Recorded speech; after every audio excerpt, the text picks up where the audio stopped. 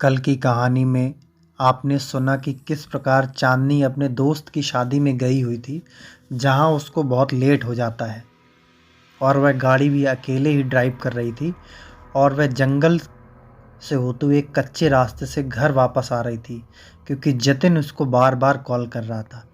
अब उसके आगे गाड़ियां बहुत आगे चल रही थी और वह गाड़ियों के सहारे ही आगे जा रही थी, जैसे कोई दीपक की रोशनी लेकर अंधेरे से गुजर रहा हो। आगे चल गाड़ियों की रफ्तार तेज होती है और वो सब चांदनी की कार से बहुत आगे बढ़ जाती हैं।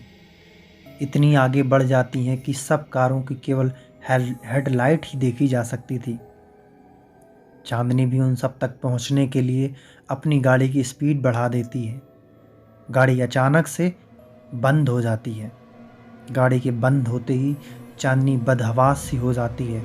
वो वहाँ पर अकेली थी और उसके साथ कोई भी नहीं था। आगे जाती गाड़ियाँ एक के बाद एक आंखों से ओझल हो रही थीं। चांदनी अब बेचैन होने लगी थी। धड़कनें तेज चल रही थीं। उसके माथे से डर की एक बूंद टपकने लगी थी। उसके आंखों में खौफ साफ दिख रहा था। वो घबरा के जोर जोर से सांसें ले रही थी। उसने अपने पर्स से फ़ोन को निकाला और जतिन का नंबर डायल करने लगी, मगर लोकेशन के हिसाब से नेटवर्क बिल्कुल भी नहीं आ रहे थे। वो इतना डर गई कि गाड़ी से बाहर निकलना भी नहीं चाहती थी। उसे कुछ नहीं सूझ रहा था, बस गाड़ी स्टार्ट करने में लगी हुई थी। वो बार बार चाबी को दाएं बाएं घुमा रही थी, मगर नतीजा गाड़ी स्टार्ट नहीं हो रही थी। अचानक से चांदनी की नज़र उसके पर्स में जाती है और उसमें एक तावीज़ दिखता है, जो तावीज़ चांदनी की माँ ने उसे आखिरी वक्त दिया था और ये कहा था कि ये तावीज़ तुम्हारे बुरे वक्त में तुम्हारी हिफाजत करेगा। चांदनी ने उस तुरंत तावीज़ को लिया और आंखें बंद करके प्रणाम किया और गाड़ी स्टार्ट करने लगी। माँ का दिया हुआ तावीज़ काम कर गया और गाड़ी एक झटके में स्टार्ट हो गई। गाड़ी स्टार्ट होने पर मानो चांदनी के जान में जान आई हो और उसने राहत की सांस ली। चांदनी तावीज की शक्ति से अचंभित हो गई। वह समय व्यर्थ किए बिना वहां से चल दी। चांदनी एक आधा किलोमीटर का रास्ता काटा था। वहां उसे एक बोर्ड दिखता है। उस बोर्ड पे लिखा था भैरव चौक। भैरव चौक का नाम पढ़ते ही रोंगटे खड़े हो गए और आंखें खुली की खुली रह गईं। उसकी सांसें फिर से तेज रफ्तार से बढ़ने लगीं। वही भैरव चौक जिसके बारे में चांदनी ने आज सुबह ही पढ़ा था, जहां पर खून, बलात्कार, लूट जैसी वारदातें हुई थी। फिर उसने तावीज को हाथ में थामा और एक पल के लिए आंखें बंद करके भगवान से दुआ मांग रही थी कि अब की बार गाड़ी बंद ना हो। मगर ये क्या, चांदनी की कार भैरव चौक के नाम के बोर्ड के ठीक सामने रुक गई। चांदनी ने बाहर का नज़ारा देखा तो बेहद अंधेरा और डरावना था। जुगनी की टिमटिमाती रोशनी के सिवा कुछ भी दिखाई नहीं दे रहा था। चांदनी ने फिर से तावीज़ उठाया और आंखें बंद करके भगवान का नाम लेती हुई गाड़ी स्टार्ट करने में जुट गई। गाड़ी के चाबी को दाएं बाएं घुमाकर उसकी उंगलियां तक थक गई, मगर अब की बार गाड़ी शुरू होने का नाम नहीं ले रही थी। एक दो बार फ़ोन भी लगाया, मगर उसे भी नाकामयाबी मिली और इतनी डरी हुई थी कि गाड़ी से बाहर निकलने में उसके पैर कांप रहे थे। तभी उसे सामने कुछ दिखा। सामने से सफ़ेद रंग की धुंधली हुई आकृति आ रही थी। चांदनी उसे देख दहल गई और बदन में कपकपी होने लगी। वो आकृति जैसे आगे आ रही थी, वैसे एक आकृति से 3 आकृतियां हो गई। काले घने अंधेरे में सफ़ेद रंग साफ दिख रहा था। चांदनी उसे देख बस सोच रही थी कि ये क्या आ रहा है।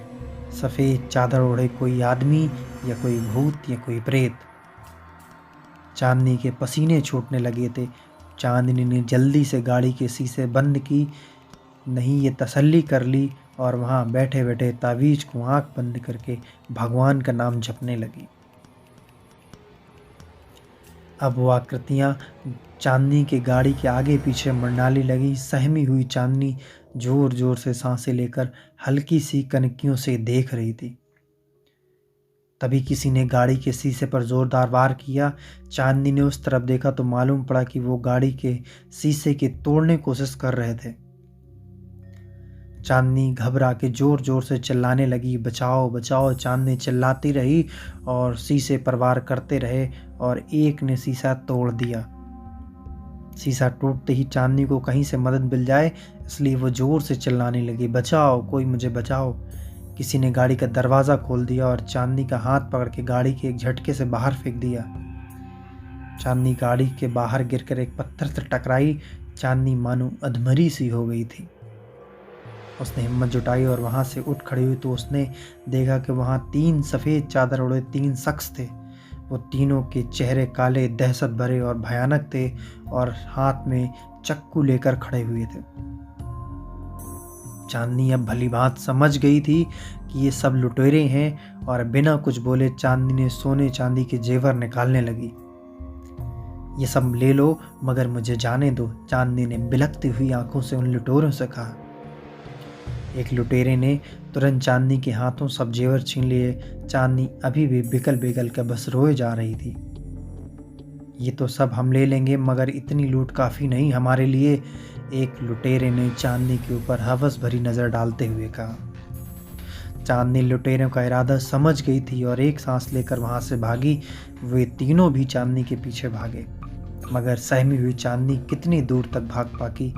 उन तीनों भेड़ियों ने आखिरकार चांदनी को पकड़ ही लिया।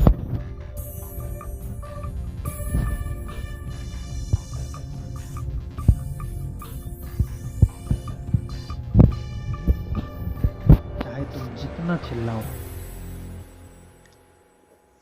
तुम्हें जितना चिल्लाना है उतना चिल्ला लो, एक लुटेरे ने हंसते हुए कहा। तभी एक लुटेरे पर पीछे से तेज वार कर देता है और वो लुटेरा वहीं ढेर हो जाता है। चांदनी को एक आशा की किरण दिखाई देती है। वो दोनों लुटेरे पीछे देखते हैं कि ये वार किसने किया। चांदनी भी उस तरफ देखती है जहाँ से वार हुआ था। वहाँ वो कॉलेज के 5 स्टूडेंट होते हैं जिसे कॉलेज 5 पापी कह के बुलाती थी। वो 5 स्टूडेंट बचे 2 लुटेरों पर झपटे हैं, उन्हें मार मार के बेहोश कर देते हैं। चांदनी वहाँ सहमी खड़ी आंखों से आंसू बरसाती बस देखती रहती है। वो सोच रही थी कि 5 पापी को बुरा और गलत समझ रही थी, वही लोगों ने आज चांदनी को बुरे हादसे से बचा रहे हैं। मैडम, हम बुरे हैं मगर हम सबकी इज्जत करते हैं, आप बेफिक्र होकर जाइए। ये बंटी आपको सुरक्षित घर तक छोड़ देगा और हम इन 5 लुटेरों को पुलिस के हवाले कर देंगे। इन लोगों ने भूत प्रेत के नाम पर बहुत लूट मचा रखी है, अब पुलिस इन्हें मज़ा चखाएगी। एक स्टूडेंट ने कहा।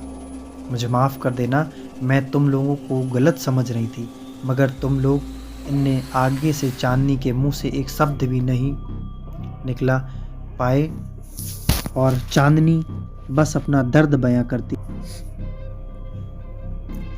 उन 5 लोगों ने चांदनी मैडम को वहाँ से सुरक्षित होकर घर भेज दिया। मुझे उम्मीद है कि पहले की तरीके आपको मेरी कहानी पसंद आई होगी, तो वीडियो को लाइक करेंगे, चैनल को शेयर करेंगे, ज़्यादा से ज़्यादा सब्सक्राइब करेंगे।